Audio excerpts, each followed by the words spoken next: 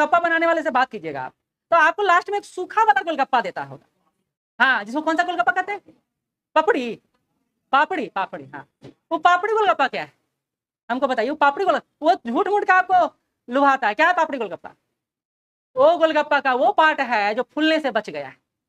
अब वो बेचारा डिस्ट्रॉय तो कर नहीं सकता है, तो गोलगप्पे वाले ने दिमाग लगाया कि औरतें हमेशा ना एक्स्ट्रा चाहती, उनको हमेशा एक्स्ट्रा चाहिए, तो वो दिमाग लगाया कि भैया 4 को खिला देंगे और एक लास्ट में पापड़ी दे देंगे, महिलाएं खुश हो जाएगी, भैया 4 को में हमरा 5 को दे दिए, देखो कितना उठा के क्या आ गए। लेकिन उनको ये पता नहीं है कि वैसे भी फेंकाना ही था और ऐसे भी फेंकाना ही, तो फेंकाने वाला काम महिलाओं को दे दो और उससे खुश भी हो जाएंगे। या देखो कह रही है ऐसा कैसे, सही कॉन्सेप्ट नहीं है तो बताना। वो पापड़ी को यूज वो खिलाने में आपको कर सकता है? नहीं कर सकता, वो खपत करता है, वो खपत करता है।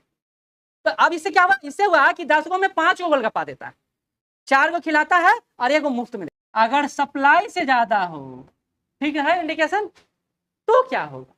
मांग अगर पूर्ति से ज्यादा हो, अभी उदाहरण दिए हैं, रेट बढ़ जाएगा, यानी महंगाई हो जाएगा, महंगा हो जाएगा, यानी इन्फ्लेशन, मुद्रास्फीति हो जाएगी। बात कंसेप्ट सही है या नहीं? इन्फ्लेशन आ जाएगा।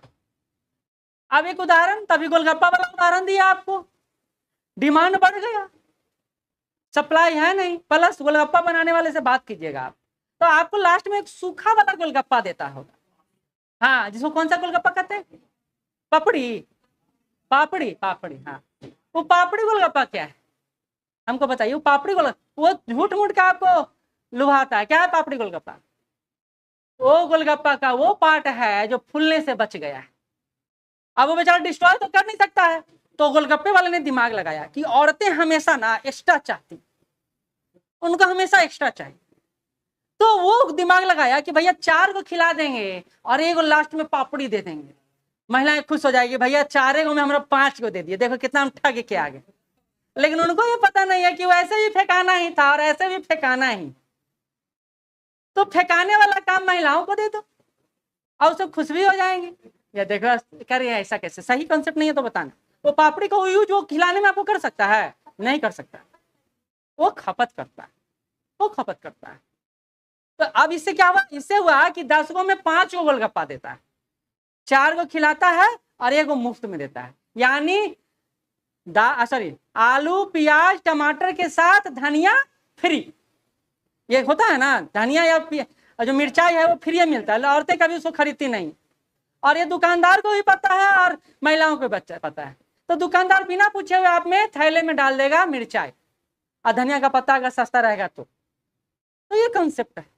तो डिमांड ज्यादा होगा, सप्लाई कम होगा, तो महंगाई बढ़ेगी, महंगाई बढ़ेगी। यहाँ कोई दिक्कत है तो बताइए,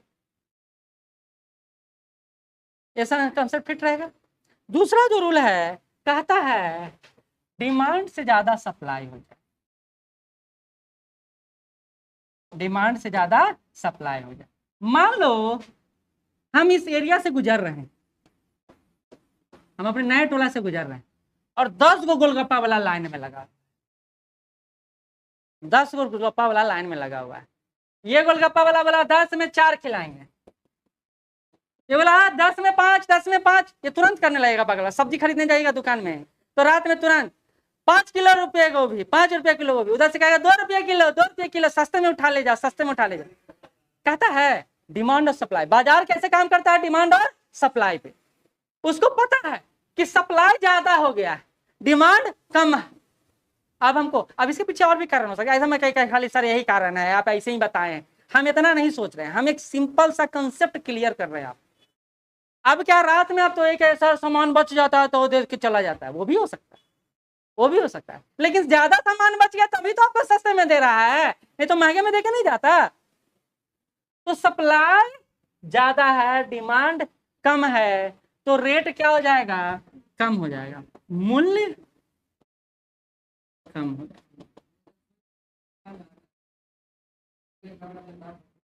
जैसे टमाटर प्याज आलू का रेट देखिए सीजनल बढ़ता है, सीजनल बढ़ता है, ठीक है, तो आप स्थिति कहेंगे इसको, इसको आप स्थिति कहेंगे। अगला है डिमांड इक्वल टू सप्लाई। अगला कंसेप्ट है डिमांड इक्वल टू सप्लाई। अच्छा एक चीज बताइए, हमारे पास 15 गो ग्राहक, 15 गो ग्राहक है, अब 5 गो दुकान है, तो वही 15 ग्राहक को तोड़ के 5 दुकान चलेगा या नहीं चलेगा, ये बताइए। वो 15 गो ग्राहक है, 5 गो दुकान है, तो वही ग्राहक को तोड़ के चलेगा। तो हम क्या करेंगे, प्रतिस्पर्धा। कहेंगे भैया 5 रुपये लीटर दूध मिल रहा है, वो कहेगा नहीं 4 रुपये लीटर दूध मिल रहा है, 4.5 रुपये लीटर दूध। प्रतिस्पर्धा, कौन किससे कम में बेच सकता है, जिससे सप्लाई क्या हो, क्रिएट किया जाए, सॉरी डिमांड क्रिएट किया जाए, क्योंकि डिमांड भी सप्लाई के बराबर है। 15 ग्राहक है, तो अगर मूल्य प्रतिस्पर्धी नहीं रहेगा तो फिर आपको बाजार का रूल एक और पता होगा, ह्यूमन नेचर, जहां मूल्य कम होता है डिमांड वहीं बढ़ता है, ये पता है नहीं पता है।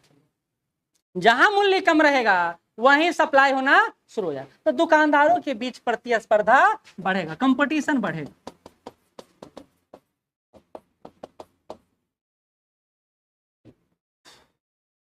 और सामान्यतः डिमांड इक्वल टू सप्लाई पूर्ण बाजारों के परिप्रेक्ष्य में प्रयोग होता है। पूर्ण बाजार और पूर्ण बाजार क्या है, परफेक्ट और इम्परफेक्ट मार्केट क्या है, इसको भी डिस्कस करेंगे। बाजार आपका यूनिट जोड़ दिए, इसलिए इसका रिजल्ट जो आपको मिलेगा नोट्स, उसमें बाजार जोड़ दिए। मार्केट, मार्केट में मोनोपोली होता है, मोनोप्लास्टिक होता है, ये सब सारा कंसेप्ट आपको पढ़ना है, अब पढ़ाएंगे।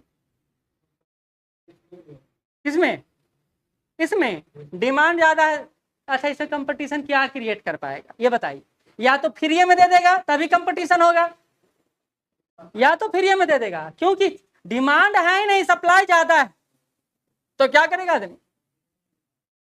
रात में देखिएगा, आगे और बात बताते हैं, रात में गाय बैल जो पालता है वो रतिये में जाता है, लास्ट टाइम जाता है, क्या है, जितना भी बचता है वो सब उसको दे देता है कचरा, क्योंकि इंसान तो खरीदा नहीं, तो जानवरों के काम ही आ जाए रोड पर फेंकाने से अपेक्षा, तो उनको मुफ्त में दिया जाता है,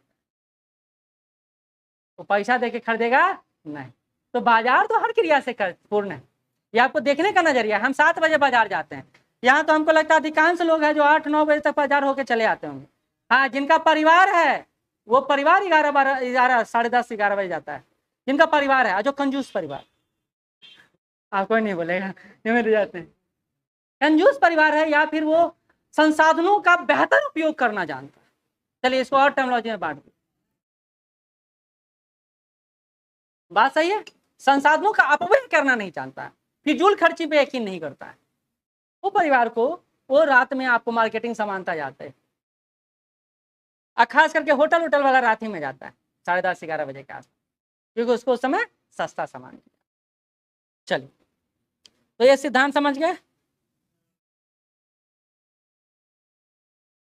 पूर्ण बाजार, पूर्ण बाजार बताते हैं। पहली बात आपको बताते हैं, सिंपल बात, पूर्ण बाजार की अवधारणा काम नहीं करती है। ये पहले की अवधारणा है। पूर्ण बाजार की अवधारणा ये कहती है कि सामान या यदि कोई वस्तु है, एक कमोडिटी है, तो उस कमोडिटी के बारे में वो जो उपभोक्ता वर्ग है बहुत ज्यादा जागरूक होता है, बहुत ज्यादा जानकार होता है, और उस जानकार व्यक्ति के कारण जो कंपनी जो इसको निर्मित की है वो इसका वैल्यू नहीं क्रिएट करती है, बल्कि कौन क्रिएट करता है, उपभोक्ता सामान का मूल्य तय करता है। और इस कारण से वस्तु पर उपभोक्ता का भी प्रभुत्व होता है, और इस तरह के बाजार को पूर्ण बाजार कहा जाता है। सामान्यतः इसका एग्जांपल जो दिया जाता है अभी बता देते हैं, ये काल्पनिक अवधारणा, इमेजिनरी मार्केट है। जो पूर्ण बाजार की अवधारणा, demand equal to supply, imaginary concept है। क्यों, आपको पता होगा कि ऐसा कोई मार्केट नहीं है जो डिमांड इक्वल टू सप्लाई हो।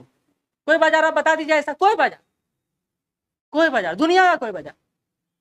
क्योंकि अब क्या है ना कि लोग बेसिक नीड्स पर काम नहीं कर रहे हैं, बल्कि बेसिक नीड्स से आगे चले गए। तो पूर्ण बाजार की अवधारणा इमेजिनरी मार्केट की अवधारणा है, यह राम राज्य की संकल्पना है।